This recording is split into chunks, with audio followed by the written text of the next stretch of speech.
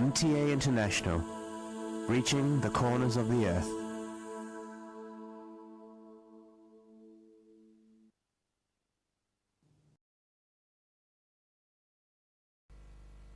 صلی علی رسولنا صلی علی محمد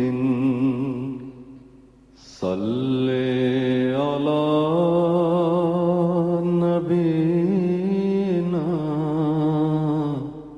صلی علی محمد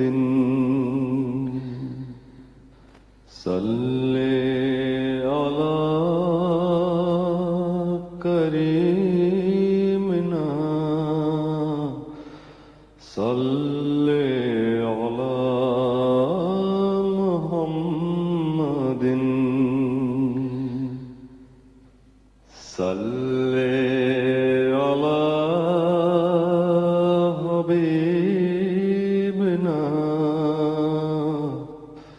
صلی علی محمد صلی علی امامنا صلی علی محمد صلی علی نبینا صلی علی محمد صلی علی رسولنا صلی علی محمد صلی علی شفیعنا صلی علی محمد صلی علی کریمنا صلی علی محمد صلی علی حبیبنا صلی علی محمد صلی علی امامنا صلی علی محمد صلی علی رحیمنا صلی علی محمد صلی علی نبینا صلی علی محمد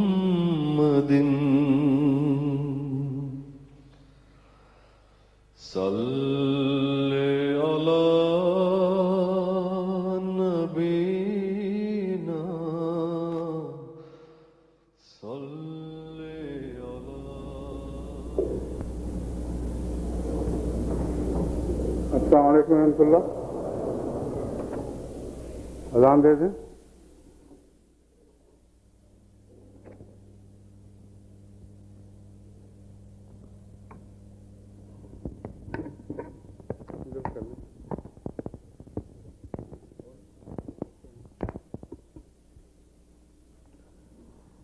الله أكبر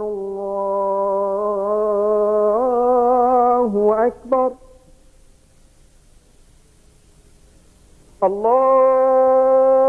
الله أكبر الله أكبر أشهد أن لا إله إلا الله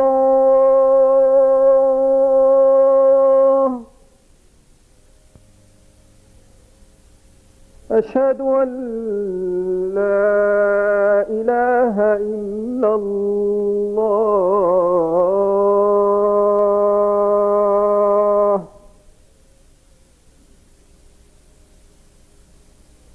أشهد أن محمدًا رسول الله أشهد أن محمدًا رسول الله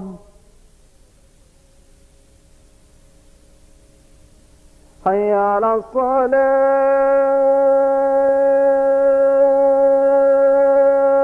الصلاة حي على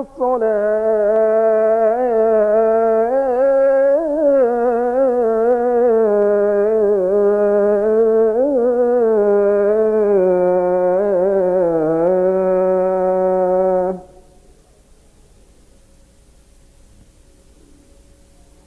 حي على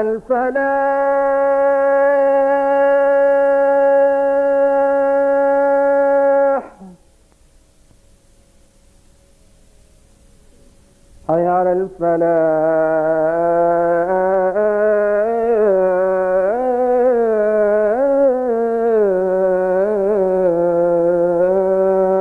الفلاح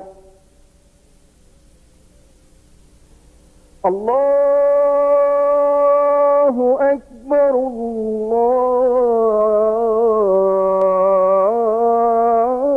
الله أكبر لا إله إلا الله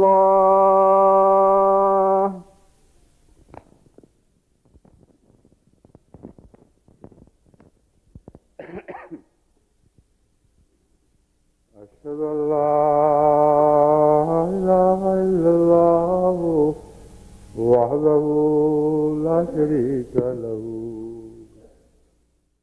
وأشهد أن محمدا عبده ورسوله أما بعد فأعوذ بالله من الشيطان الرجيم بسم الله الرحمن الرحيم الحمد لله رب العالمين الرحمن الرحيم مالك يوم الدين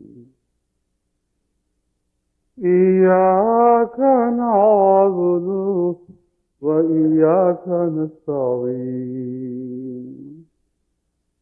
اهدنا الصراط المستقيم صراط الذين أنعمت عليهم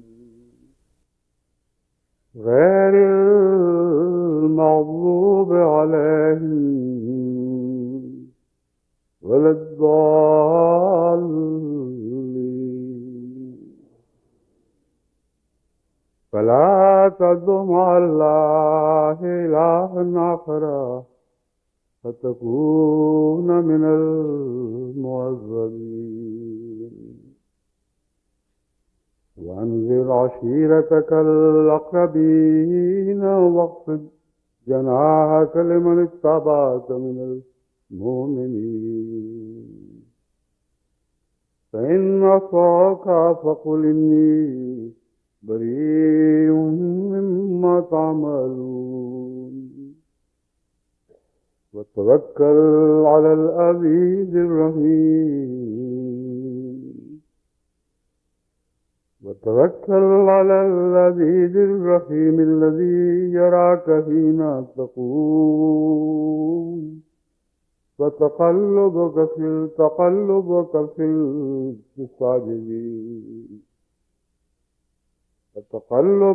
الساجدين إنه هو السميع العليم. سورہ شعراء آیات 214 تا 221. ان آیات کے مضمون سے متعلق کچھ گزارشات کرنے سے پہلے میں اعلان کرنا چاہتا ہوں کہ آج خدا تعالیٰ کے فضل و رحم کے ساتھ جماعت احمدیہ کینیڈا کو اپنا 20واں جلسہ سالانہ منعقد کرنے کی توفیق عطا ہو رہی ہے، اور خدا تعالیٰ کے فضل کے ساتھ گزشتہ جتنے جلسے ہیں ان میں ہر سال قدم ترقی کی طرف آگے بڑھتا رہا ہے، اور ہر سال کوئی نہ کوئی نیا سنگ میل رکھنے کی توفیق ملتی رہی ہے۔ ان سال کا جلسہ سالانہ اپنے ساتھ ایک اور قسم کی خوشخبری بھی لایا ہے، جس کا تعلق صرف جماعت کینیڈا سے نہیں بلکہ بطور خاص جماعت ہندوستان سے بھی ہے، اور عموماً تمام دنیا کی جماعتوں سے ہے۔ اب تک اللہ تعالیٰ کے فضل سے ٹیلی ویژن کے ذریعے مرکزی پیغام اور مرکزی جلسے اور مرکزی مجالس تمام دنیا میں دیکھی اور سنی جا سکتی تھیں۔ گزشتہ ایک موقع پر میں نے جماعت سے گزارش کی تھی کہ میں امید رکھتا ہوں کہ وہ دن بھی آئیں گے جب ہم دو طرفہ ایک دوسرے کو دیکھ سکیں گے۔ بس آج کے مبارک جمعہ سے اس دن کا آغاز ہو رہا ہے۔ اس وقت ہندوستان میں مختلف مراکز میں بیٹھے ہوئے احمدی ہمیں دیکھ رہے ہیں، اور ان کی تصاویر یہاں پہنچ رہی ہیں، اور بیک وقت ہم ایک دوسرے کو دیکھ سکتے ہیں، مگر جو منتظمین مکس کرنے پر مقرر ہیں ان کو یہ خیال نہیں آ رہا کہ جب میں یہ کہہ رہا ہوں تو وہ بھی دکھا دیں جو لوگ وہاں بیٹھے ہوئے ہیں۔ ابھی بھی دکھائے ہیں تو شیخ مبارک احمد صاحب دکھائے ہیں جو یہاں بیٹھے ہوئے ہیں۔ اب یہ غالباً یہ بھی اب سامنے اب دیکھ لیجیے، امام مسجد لندن عطاء المجید صاحب راشد وہ ہمیں سامنے دکھائی دے رہے ہیں، مجھے دیکھ رہے ہیں، میں انہیں دیکھ رہا ہوں، ان کے پیچھے جو مختلف احباب جماعت لندن کھڑے ہیں وہ بھی ہاتھ ہلا رہے ہیں، اور بیک وقت ہم ایک دوسرے کو دیکھ رہے ہیں اور مجھے وہ سن رہے ہیں، لیکن ان کی دل کی دھڑکنیں مجھے بھی سنائی دے رہی ہیں۔ یہ دراصل ایک عظیم پیشگوئی تھی جو ایک پہلو سے تو بارہا پوری ہو چکی، اب ایک نئے پہلو سے بھی پوری ہو رہی ہے۔ حضرت امام صادق سے مروی ہے، اللہ تعالیٰ ان کے درجات بہت بلند فرمائے، بہت بڑے بزرگ، بہت بڑے پائے کے امام تھے اور عارف باللہ تھے، اس میں قطعاً ایک ذرے کا بھی شک نہیں۔ آپ نے فرمایا ہمارے امام القائم کے زمانے میں، یعنی حضرت مسیح موعود علیہ السلام مہدی موعود کے زمانے میں، مشرق میں رہنے والا مومن مغرب میں رہنے والے اپنے دینی بھائی کو دیکھ سکے گا، اسی طرح مغرب میں بیٹھا ہوا مومن اپنے مشرق میں مقیم بھائی کو دیکھ سکے گا۔ جہاں تک دو طرفہ رویت کا تعلق ہے وہ تو بالبداہت درج ہے، اور بینی اسی طرح آج ہو رہا ہے، لیکن جہاں تک آواز کا تعلق ہے یہ پیشگوئی نہیں تھی کہ دونوں ایک دوسرے کو سن بھی سکیں گے۔ بس ایک طرف سے تو یہ آواز بھی پہنچ رہی ہے اور تصویر بھی، اور دوسری طرف سے تصویریں پہنچ رہی ہیں، اور یہ ابھی آغاز ہے۔ آگے انشاءاللہ ایسے دن آئیں گے کہ مشرق و مغرب کی جماعتیں ٹیلی ویژن کے اعلیٰ انتظامات کے ذریعے بیک وقت ایک دوسرے کو دیکھ بھی سکیں گی. ایک ایسا عالمی جلسہ ہوگا جس کی کوئی نظیر کبھی دنیا میں پیش نہیں کی جا سکی، نہ کی جا سکے گی. اب بھی اللہ تعالیٰ کے فضل اتنے ہیں اور اتنے برس رہے ہیں کہ بارش کے قطروں کی طرح ان کا شمار ممکن نہیں رہا.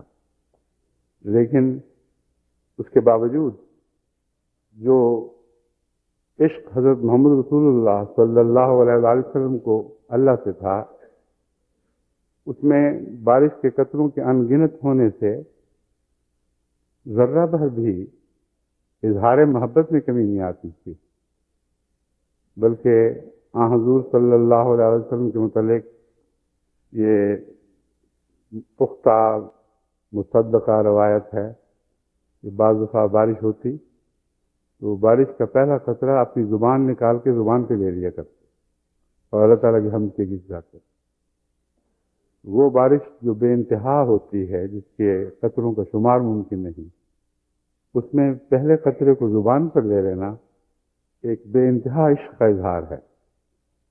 بس جتنی بھی بارشیں فرضوں کی ہم پر ہوں، ہمارا فرض ہے کہ ہر قطرے کو اپنی زبانوں پر، اپنے دل کی زبانوں پر لیں اور ہم کے گیت گاتے رہیں. اس سے زیادہ شکر کا اظہار ہمارے لیے ممکن نہیں ہے. اور جہاں تک شکر کے اظہار کا اعمال سے تعلق ہے، وہ ایک الگ مضمون ہے.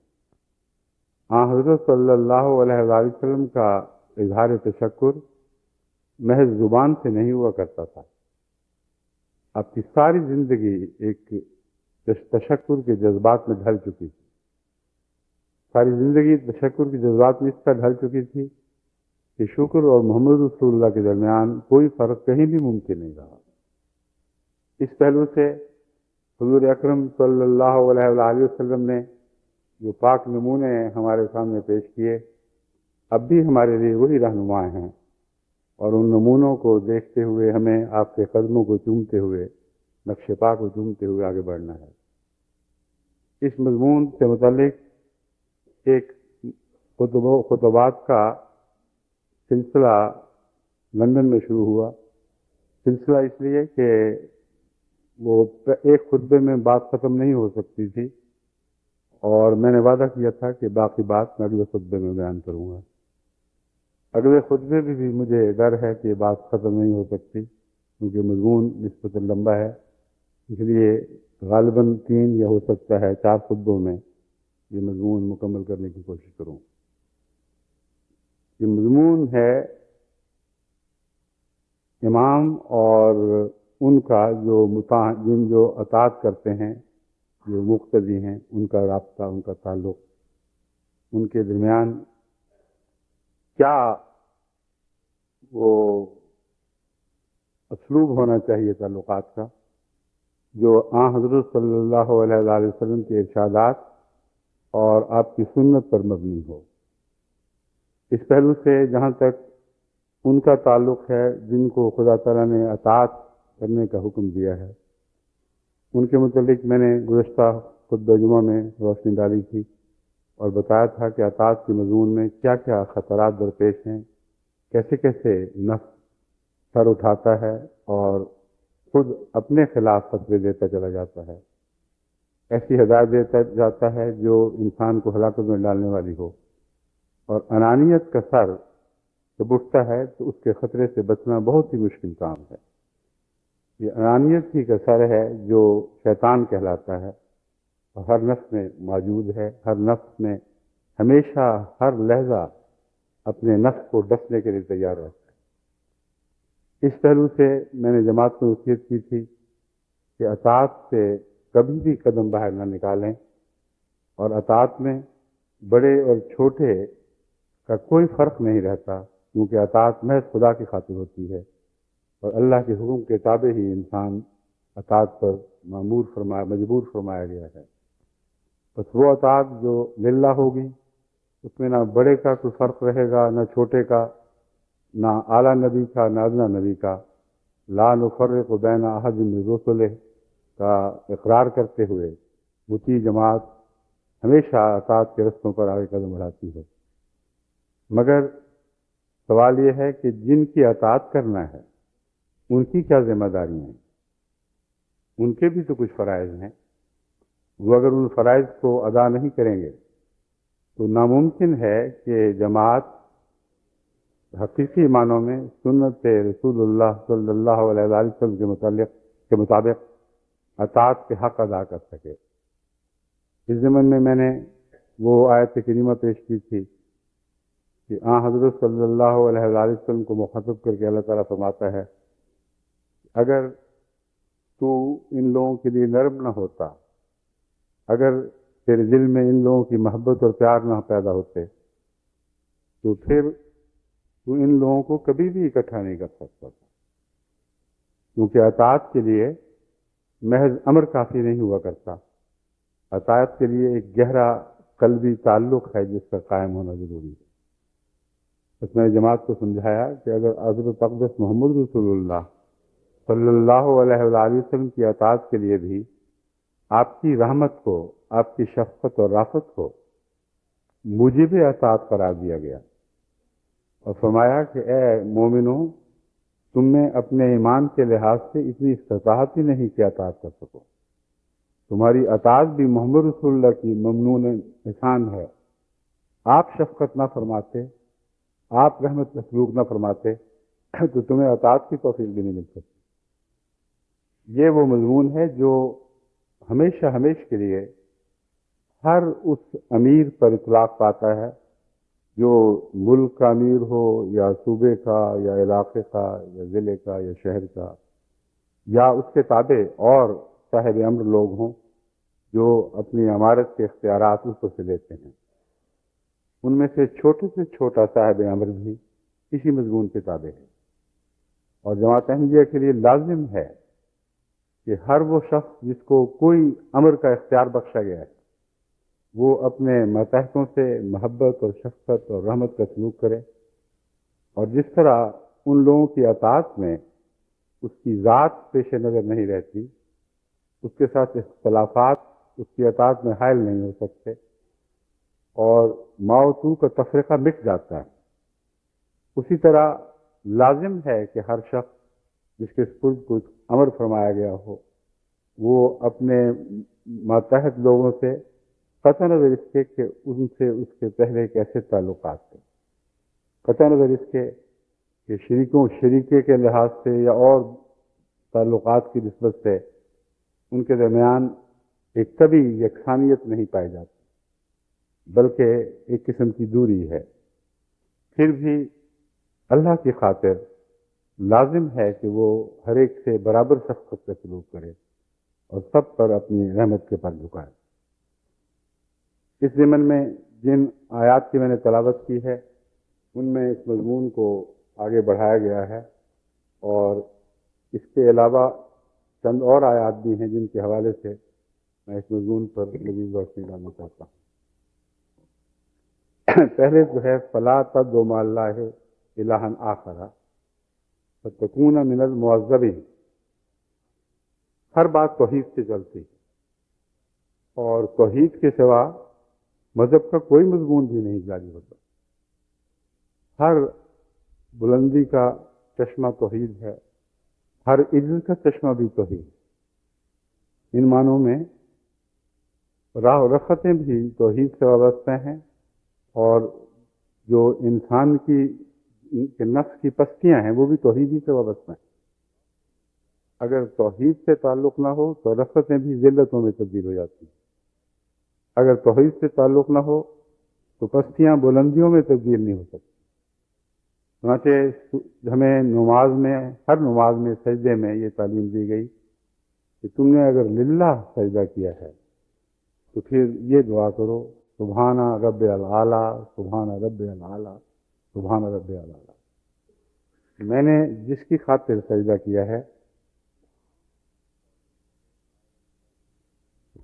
لندن والے کہتے ہیں کہ مائکرو فون ذرا نیچے کر دیں، اور یہ مائکرو فون ایسا اونچا کر لیں.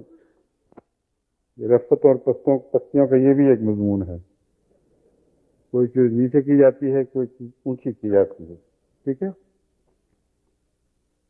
اب سبحان رب العالی کا مضمون اس وقت ہے جب انسان کا سر انتہائی پستی کی حالت میں خدا کے حضور جھکا ہوا ہوتا ہے، اور اسے یاد دلایا جا رہا ہے کہ تمہاری رفتیں تمہاری پستیوں سے وابستہ ہیں، کیونکہ تم خدا واحد کے حضور جھکے ہو، جبکہ ہر دوسرے کے سے غلامی سے تم آزاد کیے جا رہے ہیں، اور تمام رفتیں اس پستی میں جو ہیں جو خدا کی خاطر قبول کی جاتی ہیں۔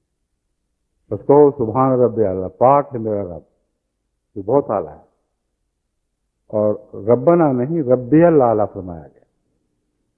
ہر شخص کا رب اس پر اپنی رفتوں کے ساتھ اس کی پستیوں کی نسبت سے ظاہر ہوتا ہے۔ چنانچہ آن حضرت صلی اللہ علیہ وآلہ وسلم نے یہ فرمایا کہ جب بھی خدا کا بندہ عجز اختیار کرتا ہے تو اسے اللہ تعالیٰ 7ویں آسمان تک اٹھا لیتا ہے اور زنجیر کے ذریعے اسے لپیٹ کر اوپر لے جایا جاتا ہے۔ اب استدلال کے طور پر ہم اسے غیر احمدیوں کے سامنے جو رفت کا معنی نہیں سمجھتے یہ پیش کیا کرتے ہیں، مگر یہاں اس موقع پر میں کسی بحث کی خاطر نہیں بلکہ ایک عرفان کے نقطے کے طور پر آپ کو سمجھا رہا ہوں۔ وہ زنجیر جو اترتی ہے اس سے مراد درجہ بدرجہ انسان کی پستی خدا کے حضور، اور درجہ بدرجہ اس پستی کی نسبت سے رفت ہے۔ 7ویں آسمان سے ہرگز یہ مراد نہیں کہ ہر شخص جو خدا کے حضور جھکتا ہے اسے سیدھا 7ویں آسمان تک رفت دی جاتی ہے۔ 7ویں آسمان تک کی رفت اس کا انتہائی مقام ہے۔ جتنا تذلل اختیار کرے گا اتنا اس کی رفت کے سامان خدا تعالیٰ کی طرف سے ہوں گے، یعنی پستیاں بذات خود رفتوں میں تبدیل نہیں ہوا کرتی، اس لیے آسمان سے زنجیر اترنے کا ذکر فرمایا۔ یعنی تم تو تذلل اختیار کرو مگر یہ وہم بھی نہ کرنا کہ تمہارا تذلل ہی تمہیں کچھ عطا کر دے گا۔ تمہارے تذلل کو رفتوں میں بدلنے کے لیے آسمان سے ایک زنجیر کو اترنا لازم ہے، اور وہ اترے گی تو تمہارے تذلل کے متعلق فیصلہ کرے گی کہ کس حد تک اس میں رفت کی طاقت موجود ہے، اور اسی نسبت سے تمہیں اٹھایا جائے گا۔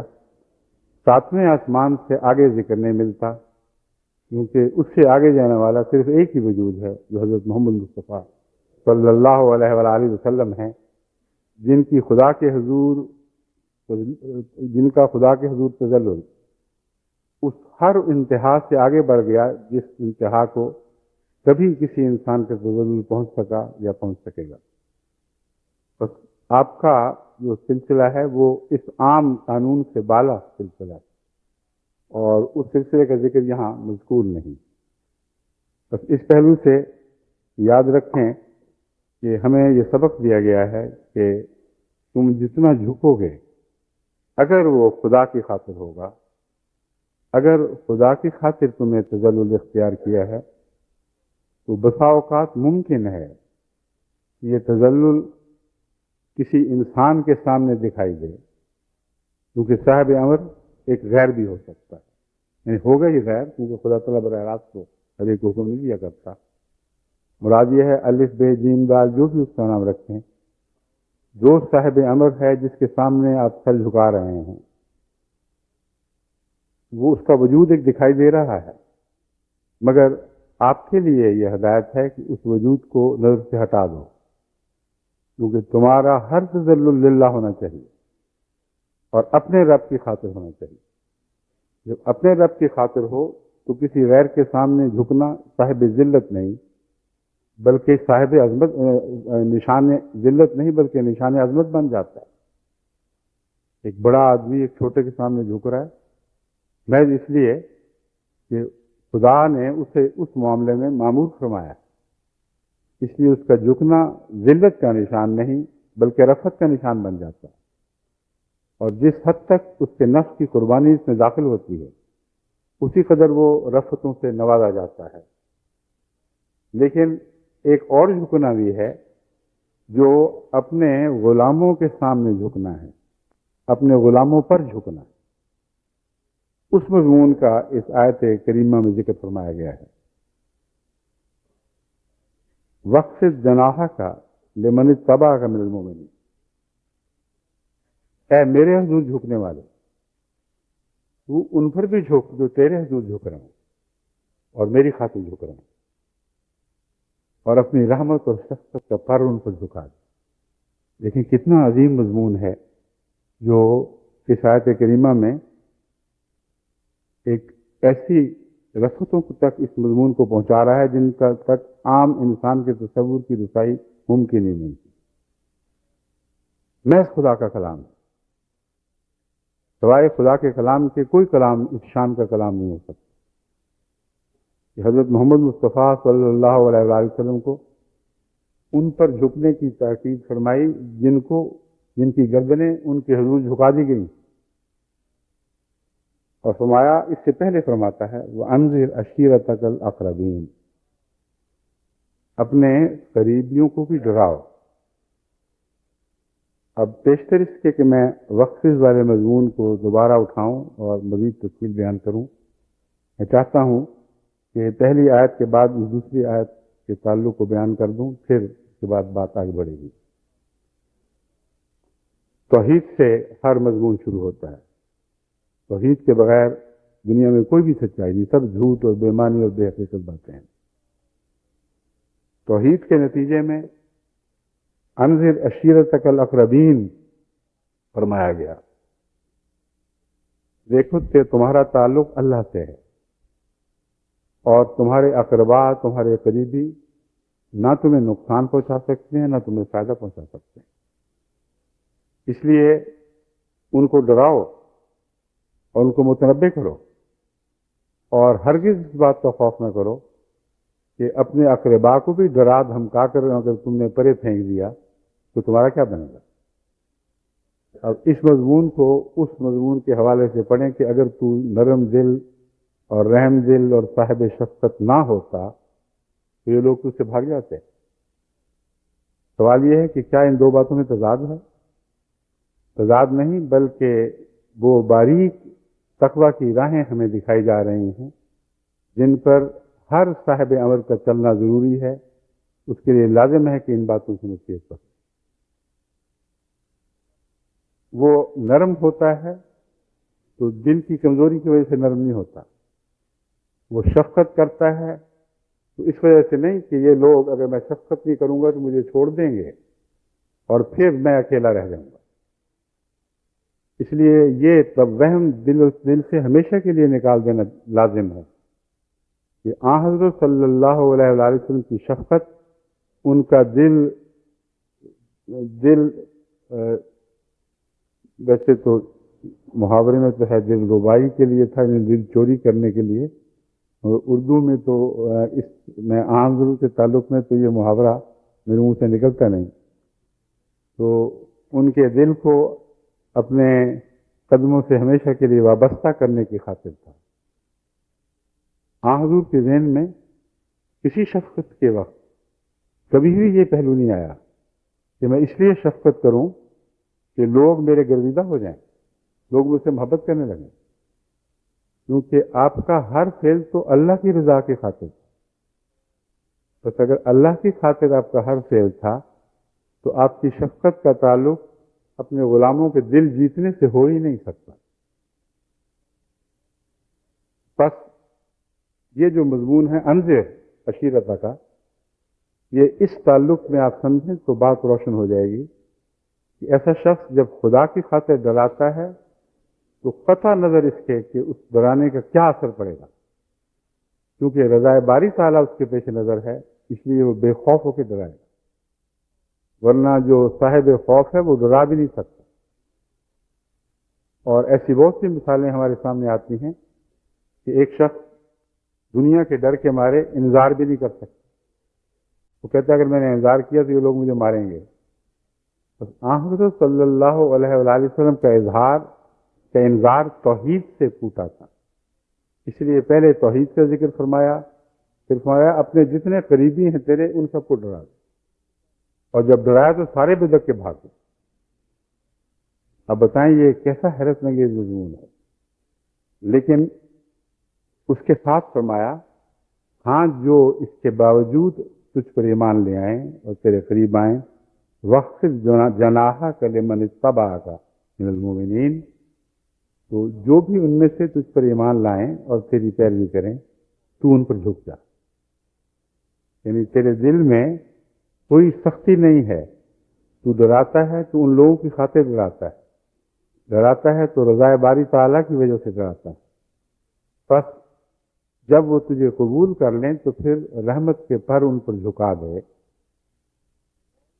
لیکن اس وجہ سے نہیں صرف کہ مومن ہیں مان گئے ہیں اب یہ نہ کہیں ہاتھ سے نکل جائیں، باقیوں کو تو ڈرا دھمکا کے دور کر دیا، اب یہ جو قریب آئے ہیں یہی نہ کہیں جاتے رہیں۔ فرمایا ہرگز یہ بات نہیں، فَإِنْ أَصَوْكَ فَقُلْ إِنِّي بَرِيءٌ مِّمَّا تَعْمَلُونَ، اگر یہ سب تیری نافرمانی کریں تو کہہ دے میں اس سے بری و ذمہ ہوں جو تم کرتے ہو، میرا اس سے کوئی تعلق نہیں، تمہاری ذات سے میرا تعلق نہیں، ان اعمال سے تعلق ہے جو خدا کی خاطر تم بجا لا رہے ہو، وہ اعمال نہیں ہوں گے تو تم میری رحمت کے حقدار نہیں رہو گے، میری شفقت کے حقدار نہیں رہو گے۔ بس یہ وہ مضمون ہے جو ہر صاحب امر کے لیے سمجھنا ضروری ہے۔ وہ جب کسی سے پیار کرتا ہے، اپنے ماتحتوں پر جھکتا ہے، تو اس کے ذہن کی کسی گوشے میں بھی نہیں آنا چاہیے کہ میں ان پر اس لیے جھک رہا ہوں کہ یہ میری تائید کرنے والے لوگ، میں اس لیے جھک رہا ہوں کہ یہ میرا عشیرہ ہے، میرے اقربین ہیں، کیونکہ اقربین سے تو بات شروع ہوئی تھی، تو میں ان کو تو ڈرا دے، تو مانیں گے، حق پر چلیں گے، حق پر قائم رہیں گے تو پھر تیری رحمت ان پر ہوگی، ورنہ تیرا ان سے کوئی تعلق نہیں۔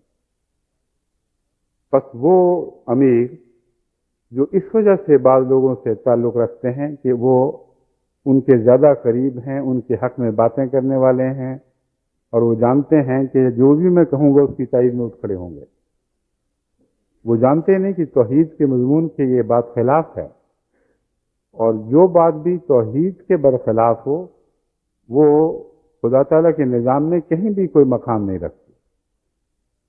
وہ نظام جو اللہ نے ہمیں عطا فرمایا ہے اس میں ہر پہلو کا توحید سے تعلق ہے، بس باریک راہیں ہیں، مگر ان باریک راہوں کو اختیار کرنا ضروری ہے، کیونکہ جماعت کی تقویٰ کی زندگی ان راہوں سے وابستہ ہو چکی ہے۔ ان راہوں کو چھوڑیں گے تو آپ کبھی نیک انجام نہیں ہو سکتے، آپ کے مستقبل کی کوئی ضمانت نہیں دی جا سکتی۔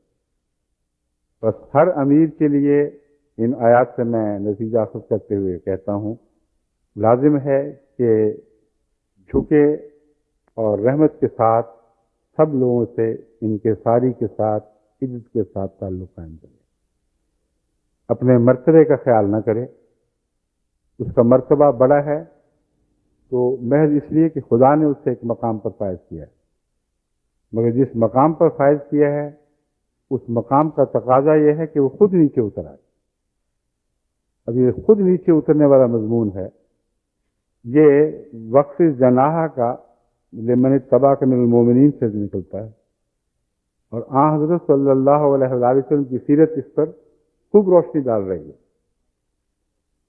آن حضرت صلی اللہ علیہ وآلہ وسلم کے متعلق روایات اور کثرت سے روایات بتاتی ہیں کہ آپ مومنوں کے لیے ایسی شفقت رکھتے تھے اور ایسے منکسر مزاج تھے، اگر رستہ چلتے کسی عورت نے بھی آواز دی تو کھڑے ہو جایا کرتے تھے، پوری توجہ سے اس کی بات سنتے تھے۔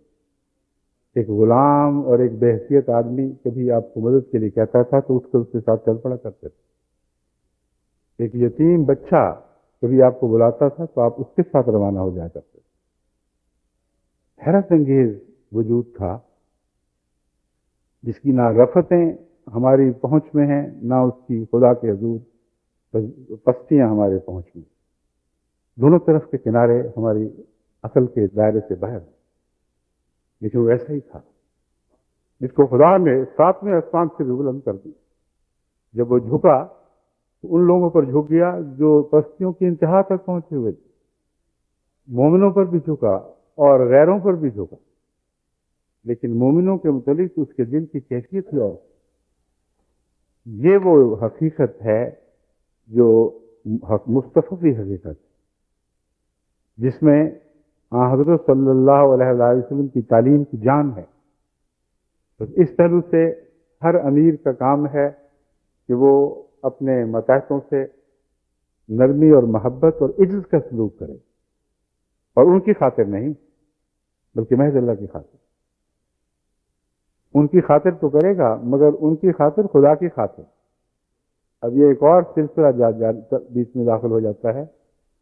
بندوں سے پیار ہے بندوں کی خاطر، مگر بندوں سے بندوں کی خاطر جو پیار ہے اس کا آغاز اللہ سے شروع ہے، اللہ کے پیار سے۔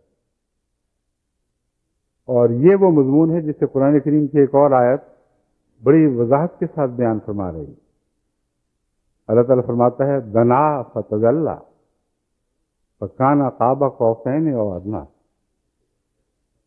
یہ محمد رسول اللہ صلی اللہ علیہ وآلہ وسلم عظیم شان وجود ہیں۔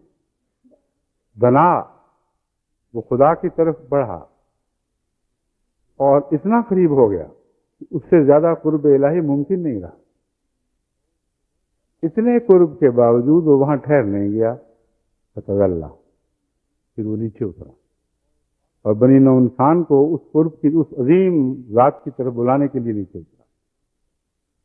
وہ عظمتیں جو اور رفتیں جو اس نے اپنے رب سے حاصل کی اپنے تک محدود نہیں رکھی، بلکہ اس کی خاطر اس کے بندوں میں تقسیم کرنے کے لیے وہ رحمتیں بانٹنے کے لیے وہ نیچے اترا۔ اور اس کی مثال ایسی ہو گئی کانا قاب قوسین او ادنیٰ، جیسے دو قوسیں ہوں، یعنی کمانیں جن کا ایک ہی وتر ہے، ان کے درمیان ایک ہی تنی ہو۔ اب سوال یہ پیدا ہوتا ہے کہ یہ کمانیں کس شکل کی ہو سکتی ہیں؟ عام طور پر اس کی جو شکل بیان کی جاتی ہے وہ یہ ہے کہ ایک طرف کمان نیچے سے آ رہی ہے اوپر کی طرف، ایک اوپر سے کمان اتری ہے اللہ کی محبت کی، اور بیچ میں ایک ہی وتر ہے، وہ تنی ایک ہی ہے۔ یہ مضمون بھی بہت باریک اور لطیف ہے، لیکن میں جو سمجھتا ہوں وہ اس سے مختلف ہے۔ اس کو غلط نہیں سمجھتا کیونکہ قرآن کریم کے بہت سے مضمون ہیں، مگر میرے نزدیک ان دونوں کمانوں کا رخ ایک ہی طرف ہے، یعنی ان کا جو بیچ کا دھاگا یا تنی ہے اس سے ایک کمان محمد رسول اللہ کی کمان اور ایک خدا کی کمان ہے، وہ اس طرح ایک سمت میں ہے کہ ناممکن ہے کہ محمد رسول اللہ کی کمان چلے اور خدا کی کمان میں حرکت نہ آئے۔ ناممکن ہے کہ اللہ کی کمان کو کھینچا جائے اور وہ نچلی کمان اس کے ساتھ حرکت میں نہ آئے، کیونکہ دونوں کا ایک ایسا گہرا اٹوٹ رشتہ قائم ہو چکا ہے کہ جب ایک کو کھینچا جائے دوسری کھنچ جاتی ہے، جب دوسری کو کھینچا جائے تو پہلی کھنچ جاتی ہے، اور اس تنی سے جو تیر نکلتا ہے وہ بیک وقت محمد رسول اللہ کی طرف سے نکلا ہوا تیر بھی ہوتا ہے اور اللہ کی طرف سے نکلا ہوا تیر بھی ہوتا ہے۔ اس تفسیر کی تائید کرنے والی میرے نزدیک وہ آیت کریمہ ہے جس میں اللہ تعالیٰ فرماتا ہے فما رمیت اذ رمیت ولکن اللہ رمی۔ اگر کمانوں کو برعکس سمت میں رکھا جائے تو دونوں کا چلایا ہوا تیر ایک دوسرے کی طرف جائے گا۔ اگر تیر چلانے کا مضمون اس سے نکالا جائے تو سوائے اس کے ممکن ہی نہیں کہ جو نقشہ میں نے ذہن میں رکھا اور آپ کے سامنے پیش کیا اسے قرآن کریم کی اس آیت کی تائید میں سمجھا جائے تو بات یہ بنے گی کہ حضرت صلی اللہ علیہ وآلہ وسلم کی کمان سے چلا ہوا ہر تیر اللہ کی کمان سے چلا ہوا تیر تھا۔ اللہ کی کمان سے جو تیر چلتا تھا محمد رسول اللہ کی وساطت سے چلتا تھا۔ بس اس پہلو سے دنا کا مضمون یہ بنا کہ اتنا وہ قریب ہو گیا کہ جس سے زیادہ ممکن نہیں تھا، اور تدلی پھر وہ جھک گیا، اور اس جھکنے کے نتیجے میں وہ کعبہ قوسین ہو گیا۔ اب قوسین کا مضمون یہاں ایک اور معنی اختیار کر جاتا ہے۔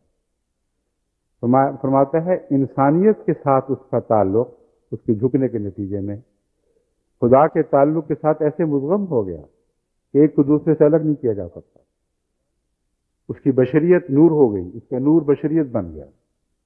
بس اس پہلو سے وہ بندوں پر جب جھکا ہے تو خدا کا نور بن کر اپنے ہم جنسوں پر جھک گیا، اور اس کی بشریت نے وہ علاقہ قائم کر دیا جیسے ایک کنی دو کمانوں کے درمیان علاقہ بن جاتی.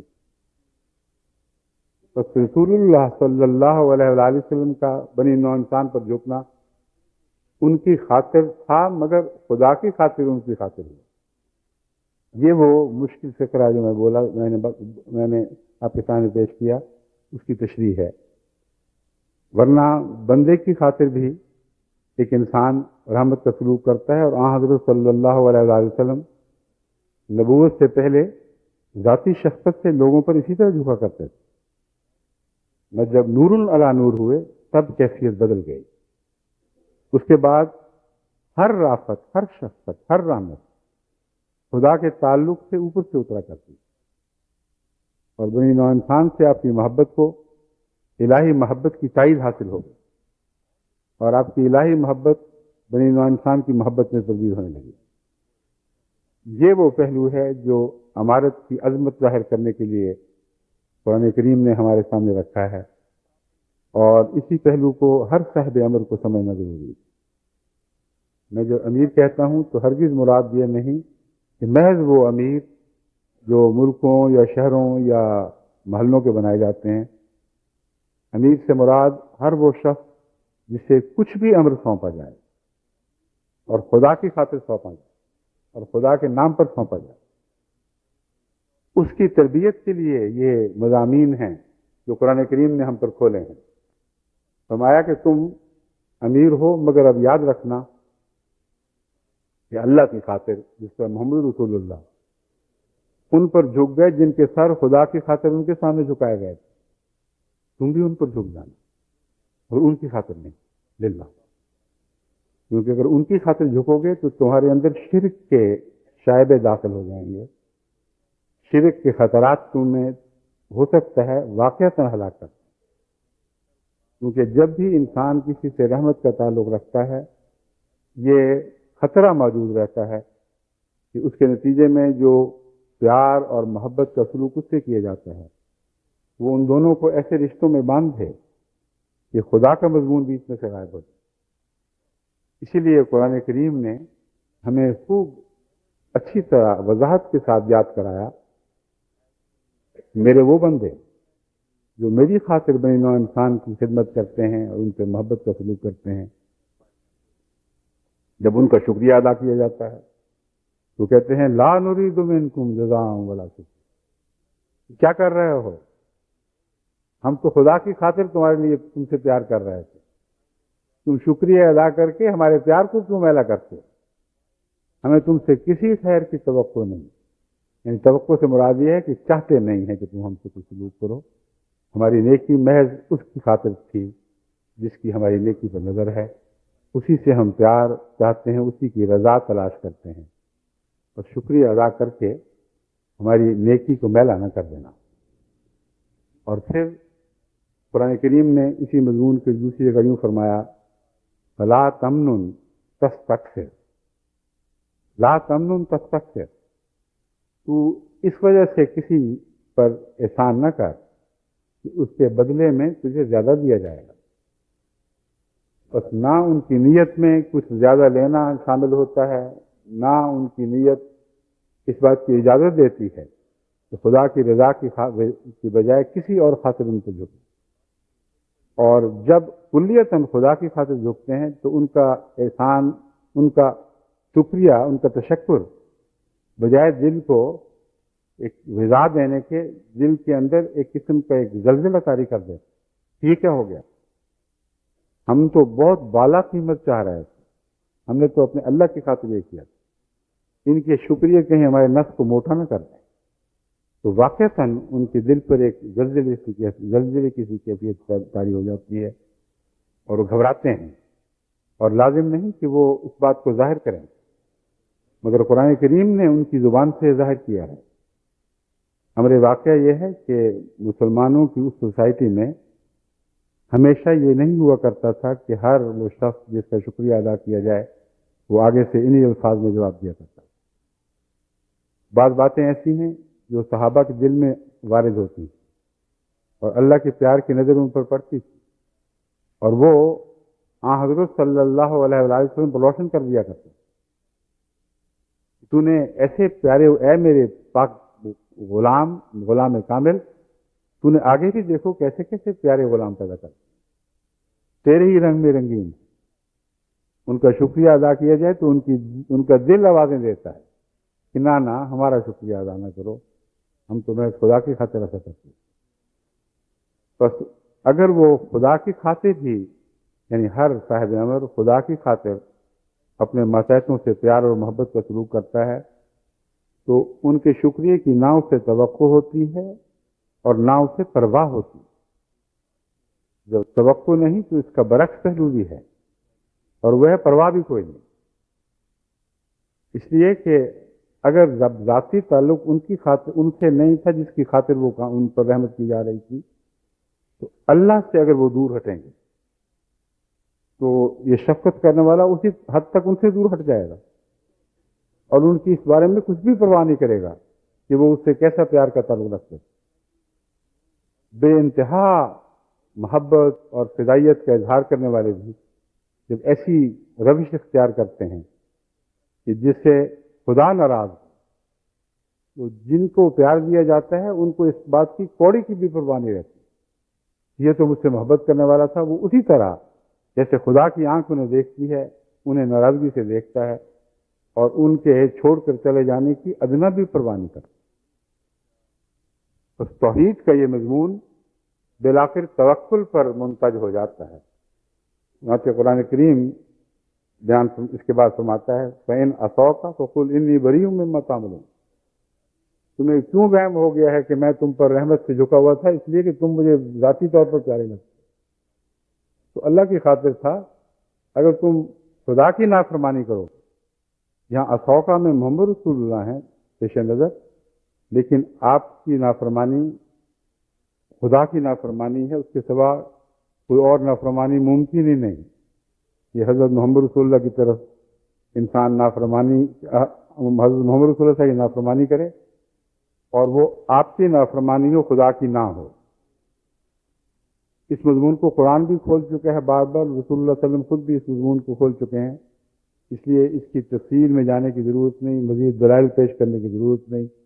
ایک مسلمہ غیر مبدل حقیقت ہے کہ حضرت محمد رسول اللہ کی نافرمانی لازماً خدا کی نافرمانی ہے، اور اس کے سوا اس نافرمانی کو کوئی اور معنی نہیں کہنا جا سکتا.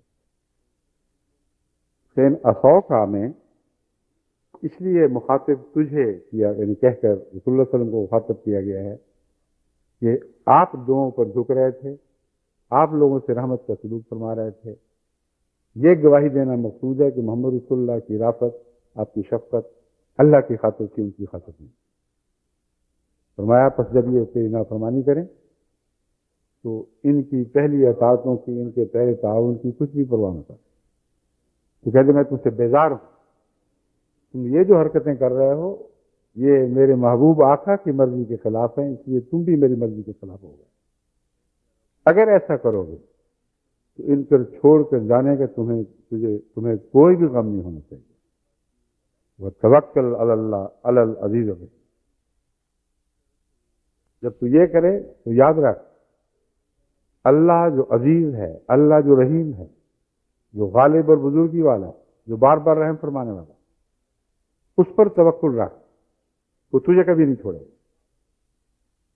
کیونکہ جس کے سفر کا آغاز توحید سے ہوا، جس کا بنی نوع انسان سے تعلقات کا آغاز اس طرح ہوا کہ خدا کی خاطر لوگوں کو ڈرا دھمکا کر دور کر دیا، جو قریب آئے ان کو بھی جب بھی وہ خدا سے دور ہوئے اپنی ذات سے دور کر دی.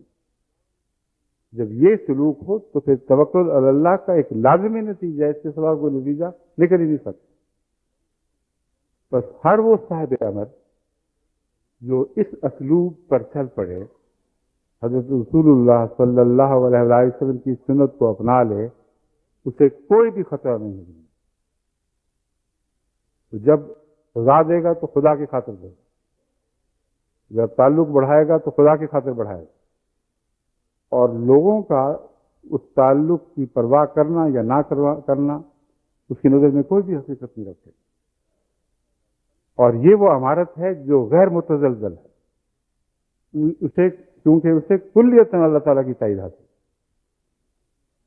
اور جیسا کہ میں نے پہلے بھی کہا ہے، اس عمارت کا تعلق ایک چھوٹے سے معمولی سے افسر کے حکم سے بھی ہے، جو کسی خاص معین کام پر مامور کیا گیا ہے۔ اگر اس کی نافرمانی کرو گے تو یاد رکھو یہ سلسلہ آخر خدا تک پہنچے گا، اگر اس کی اطاعت کرو گے تو پھر بھی یاد رکھو یہ سلسلہ آخر خدا تک پہنچے گا۔ اور جہاں تک اس شخص کی ذات کا تعلق ہے، اسے سمجھنا چاہیے کہ بڑے بڑے لوگ جو میرے سامنے جھک رہے ہیں، اس میں میری تو کوئی بڑائی نہیں، میری تو کوئی بھی حیثیت نہیں، خدا کی خاطر میرے لیے میری طرف جھک رہے ہیں، بس اسے مزید خدا کے حضور جھکنا چاہیے، اور پھر نافرمانی کی کوئی پرواہ نہیں کرنی چاہیے۔ دنیا کی مثالوں میں اس کی وہ مثال ہے جو حضرت مسلم موعود بارہا پیش کیا کرتے تھے، اور میں بھی کئی دفعہ بیان کر چکا ہوں، لیکن وہ مثال ایسی عظیم ہے اور اس موقع پر ایسے اتفاق ہوتی ہے کہ بے اختیار اسے بار بار پیش کرنے کو دل چاہتا ہے۔ زار جو جب وہ صاحب ثروت تھا، جب اس کا روگ بہت سے کثرت سے وسیع ممالک پر طاری تھا، یہاں تک کہ سلطنت برطانیہ کے بعد اگر کوئی حقیقت میں سلطنت کہلاتی تھی تو وہ زار روس کی سلطنت تھی۔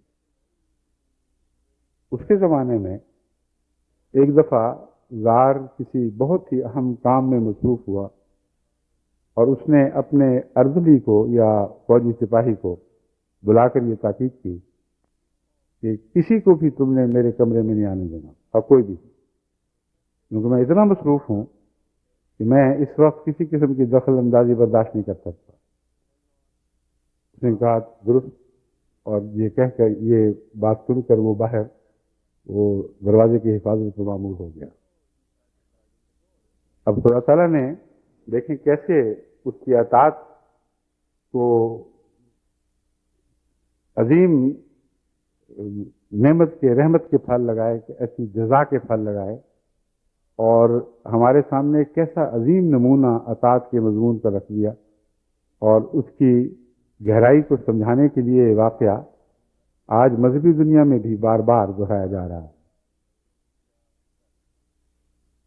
اس کے جانے یعنی بادشاہ کے کہنے کے بعد جب وہ مصروف ہو گیا کام میں، تو بادشاہ کا ایک بیٹا، ایک شہزادہ، وہ اپنے باپ سے ملنے آیا۔ وہ معمولی حیثیت کے سپاہی سامنے سینہ تان کے کھڑا ہو گیا کہ شہزادے آپ کو اندر جانے کی اجازت نہیں۔ اس کا تو غصے سے پارا چڑھ گیا، اس سے کہ تم کون ہوتے، تمہاری حیثیت کیا ہے؟ میں اپنے باپ سے ملنے جا رہا ہوں۔ اس نے کہا آپ کے باپ ہوں یا نہ ہوں، اس سے بحث نہیں، مجھے حکم ہے کہ کسی شخص کو میں اندر نہ جانے دوں، اس میں آپ کو اندر نہیں جانے دوں۔ اس پر وہ شہزادہ آپے سے باہر ہو گیا، اس نے اپنا کوڑا نکالا اور اس پر برسانا شروع کیا، یہاں تک کہ کوڑے مار مار کر اسے ادھورا کر دی۔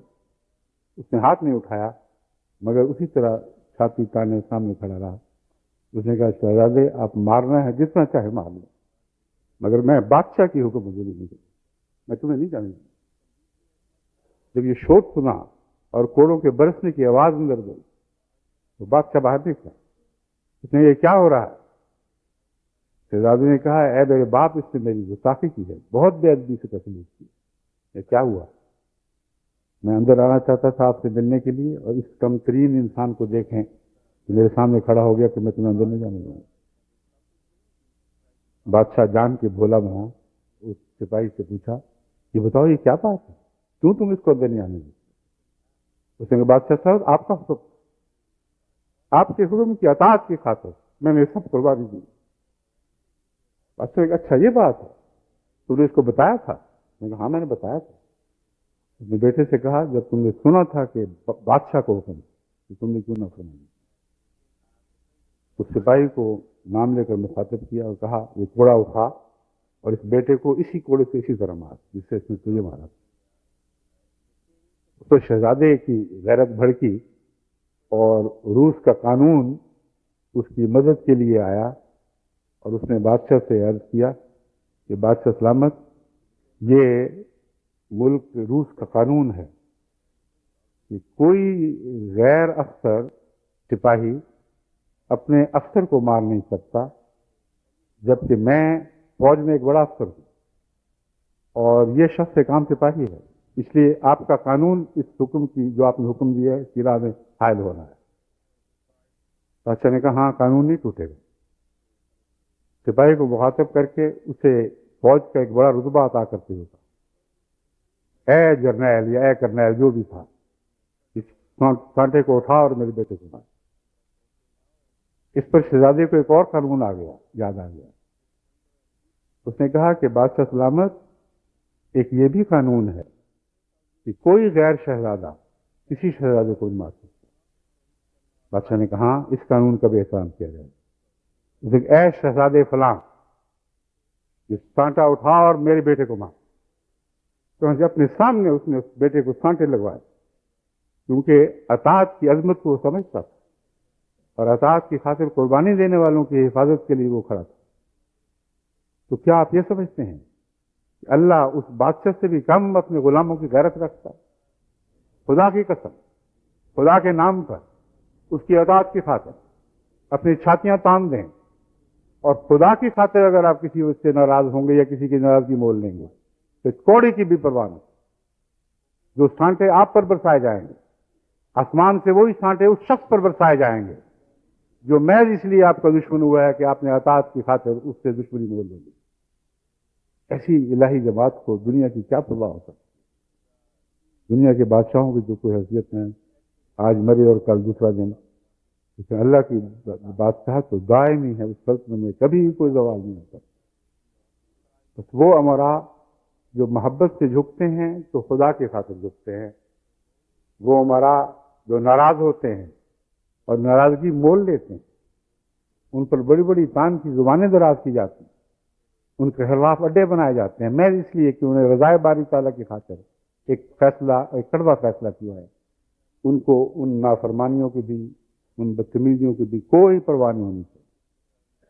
خدا کی خاطر وہ ڈٹے رہیں اور یاد رکھیں کہ خدا کا وعدہ ہے وَتَوَكَّلْ عَلَى الْعَزِيزِ الرَّحِيمِ،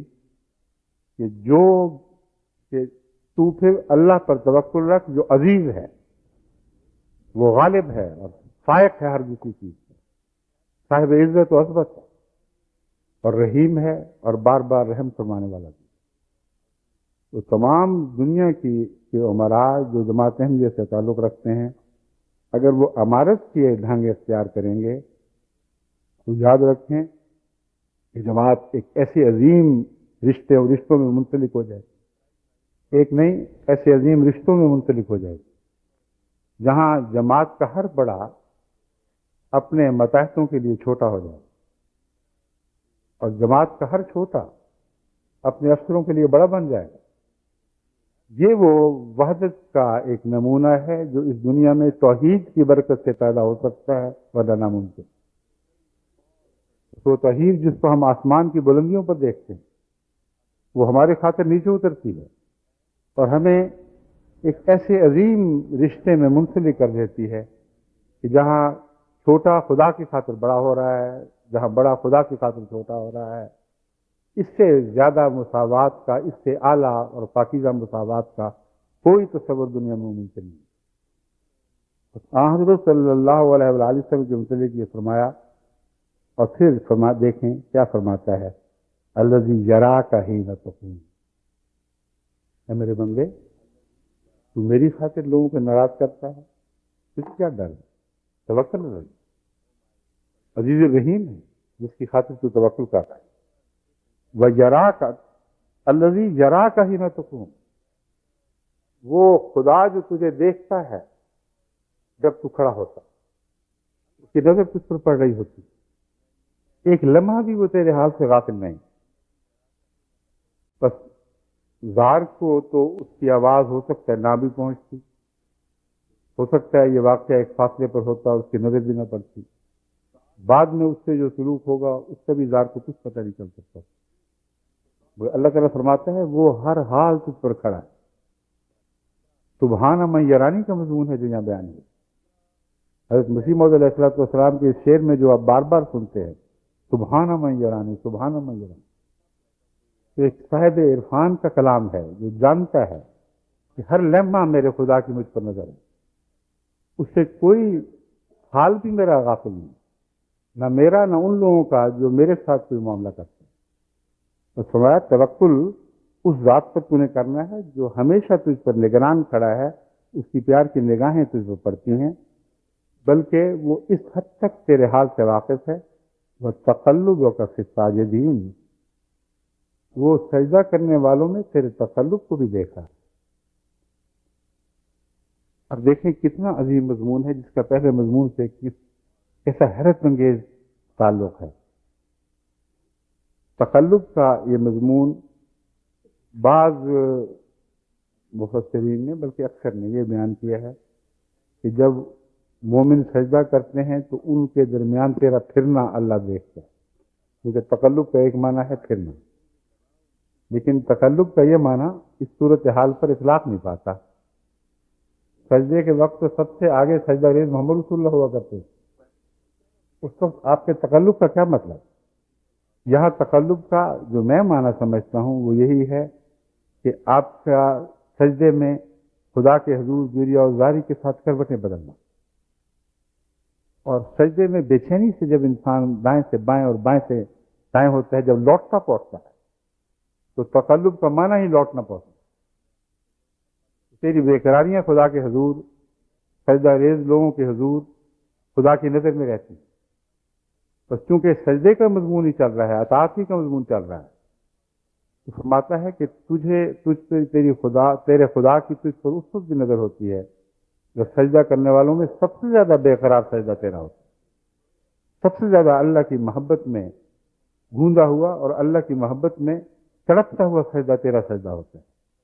بس تقلب سے مراد وہ تڑپنا ہے سجدے کا جو حضرت صلی اللہ علیہ وسلم کو نصیب تھا.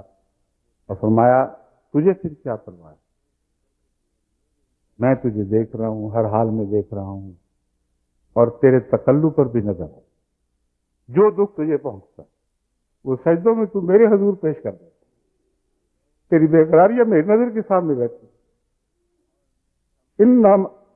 انہ هو السمیع العلیم، جان لے کہ وہ بہت سننے والا ہے اور بہت جاننے والا ہے. تو نہ بھی کہتا تو وہ جانتا تھا، لیکن جب تو گریہ و زاری خدا کے حضور پیش کرتا ہے تو وہ سمیع علیم ہے، وہ سننے والا بھی ہے اور جاننے والا بھی. بس مومن اگر یہ رنگ اختیار کرنے کی کوشش کرے جو آقا کے رنگ ہیں، یعنی حضرت محمد مصطفیٰ صلی اللہ علیہ وسلم کے رنگ، تو اس کی اطاعت میں بھی رفتیں ہیں، اس کے مطاع ہونے میں بھی رفت ہے. ہر حال میں وہ سر بلند ہے، لیکن اس حالت میں سر بلند ہوگا جب خدا کے حضور اس پر سر جھکا رہے گا، جب سجدوں میں تقلب نصیب ہو، اور جب بنی نوع انسان کے سامنے اس کی انکساری خدا کی خاطر ہوگی، نہ کہ نفس کی ذلت کی خاطر. اللہ کرے ہمیں یہ توفیق نصیب ہو، اور جماعت کینیڈا کو بھی اللہ تعالیٰ یہ توفیق عطا فرمائے. اب چونکہ وقت ختم ہو رہا ہے، مگر میں ایک بات جماعت کینیڈا کے کو خصوصیت سے یہ کہنا چاہتا ہوں کہ اس اطاعت کے مضمون کو سمجھ کر یاد رکھیں، میں سال سے آپ کو تبلیغ کی طرف توجہ دلا رہا ہوں، اور ہر طرح جس حد تک مجھے خدا نے توفیق بخشی، بلند آواز سے بھی، آہستہ بھی، خطوں میں لکھ کے بھی، پیار سے بھی سمجھا کر کے بھی، ناراضگی کا اظہار کر کے بھی آپ کو بتا رہا ہوں کہ دیکھو یہ زمانہ وہ آ گیا ہے کہ جب تبلیغ کے تقاضے ہر دوسرے تقاضے سے بالا ہو. اب قوموں کی تقدیریں پلٹنے کا زمانہ آ گیا ہے، اور اللہ تعالیٰ کے فضل سے ہم وہ ہیں جن کے ہاتھوں میں قوموں کی تقدیروں کی باغ ڈور تھما دی گئی. اگر ہم اس فریضے کو ادا نہیں کریں گے تو پھر اور کوئی کبھی اس فریضے کو ادا نہیں کرے گا. اور اب تو دوسروں کی طرف سے آوازیں اٹھنے لگی ہیں. ابھی پرسوں کینیڈا کے ایک مخلص احمدی جو ابھی حال ہی میں احمدی ہوئے ہیں مجھ سے ملنے آئے اور کہا کہ میں شکریہ بھی ادا کرنے آیا ہوں اور شکوہ بھی کرنے آیا ہوں. شکریہ اس بات کا کہ مجھے وہ نعمت نصیب ہوئی جس کے لیے میرا دل ہمیشہ بے قرار رہتا تھا، اور ایک پیاس کی جو بجھتی نہیں تھی، صرف احمدیت میں آ کر وہ پیاس بجھی ہے. اور شکوہ اس کا کہ آپ لوگ پہلے کہاں رہے ہیں، کیوں ہم تک اپنی آواز نہیں پہنچائی؟ اس نے کہا آپ کو پتہ نہیں کہ لاکھوں روح ہیں میری طرح جو بیتاب، ان کے کان ترس رہے ہیں آپ کی آواز سننے سے، اور آپ خاموش بیٹھے، کون اس کا ذمہ دار؟ میں نے جس حد تک ممکن تھا سمجھانے کی کوشش کی، مگر حقیقت یہ ہے کہ میں اپنے آپ کو بھی آپ کے ساتھ مل کر ایک مجرم محسوس کر رہا تھا۔ جو حق تھا، جیسا کہ حق تھا، ہم نے ادا نہیں کیا۔ اور امر واقعہ یہ ہے کہ مغربی دنیا میں کینیڈا کو ایک خاص سعادت نصیب ہوئی ہے جس کا ذکر میں ہمیشہ کرتا چلا رہا ہوں۔ ان لوگوں میں ایک بھولا پن ہے، ایک ایسی سادگی ہے جو باقی مغربی دنیا میں اس حد تک نہیں ہے۔ جرمن قوم کی بھی میں تعریف کرتا ہوں، اور قوموں کی بھی اپنی خوبیوں کے لحاظ سے تعریف کرتا ہوں، لیکن ان کا ایک الگ انداز ہے سادگی اور بھولے پن کا، جو اس قوم کا ایک خصوصی نشان بن چکا ہے۔ ان کو باوجود اس کے کہ یہ دنیا داریوں میں پھنس گئے ہیں اور دن بدن ان کی توجہات لذت کی پیروی میں کی طرف منتقل ہو چکی ہیں، مگر ان کے دل میں ابھی ایک پیاس موجود ہے اچھے ہونے کی، بھلائی کی، دنیا و انسان کی خدمت کی۔ بس یہ قوم آپ کو بلا رہی ہے، اور اگر آپ نے ان تک پہنچ کر ان کی اس طبی پیاس کو نہ بجھایا تو پھر آپ خدا کے حضور کیا جواب دیں گے؟ آپ کوثر کے مالک تو بن بیٹھے، مگر کوثر کی تقسیم کا حق نہ ادا کیا۔ بس آپ کی مثال تو ایسی ہوگی جو زندگی کے چشمے پر قبضہ کر لے اور کسی کو اس سے سیراب نہ ہونے دے۔ اللہ تعالیٰ نے جو آپ کو حضرت صلی اللہ علیہ وآلہ وسلم کے کوثر کا ساقی بنا دیا ہے، اس ساقی بننے کے حق کو ادا کریں اور چین سے نہ بیٹھیں جب تک آپ کینیڈا کی سعید روحوں کو احمدیت یعنی حقیقی اسلام کی طرف دعوت نہ دیں، اور پھر ان کی تربیت نہ کریں، ان کو اپنائیں نہیں، ان کو پیار نہ دیں۔ یہ ایک اور مضمون ہے جس کا میں انشاءاللہ آئندہ کسی موقع پر ذکر کروں گا۔ پھر بس اتنا ہی پیغام دینا کافی سمجھتا ہوں۔ آپ کی وساطت سے، کیونکہ دنیا ساری براہ راست اس وقت اس خطاب کو سن رہی ہے، اور کینیڈا کی جماعت کو ایک توفیق ملی ہے، یہ دو طرفہ تعلقات کے رشتے قائم کر دیے ہیں۔ اس لیے میں اس مبارک موقع سے فائدہ اٹھاتے ہوئے ایک دفعہ پھر دعوت اللہ کی طرف آپ کو توجہ دلاتا ہوں۔ اللہ تعالیٰ ہمیں سب کو اس کی توفیق عطا فرمائے۔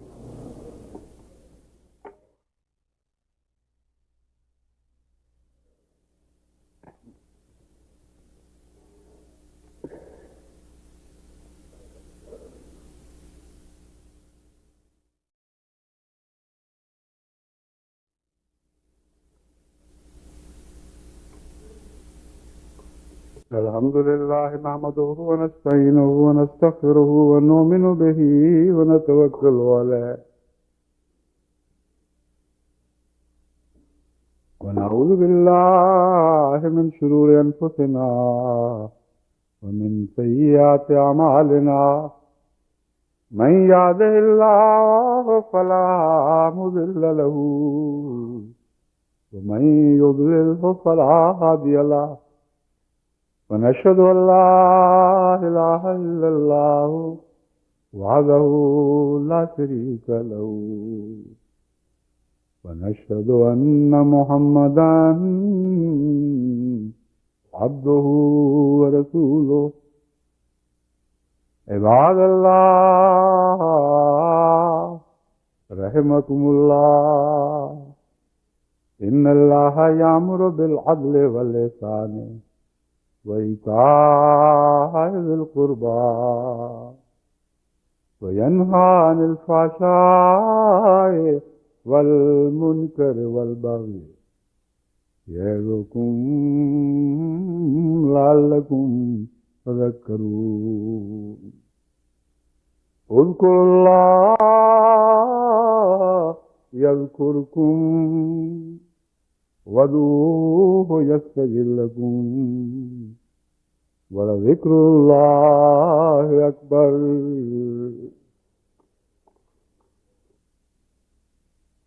ما كان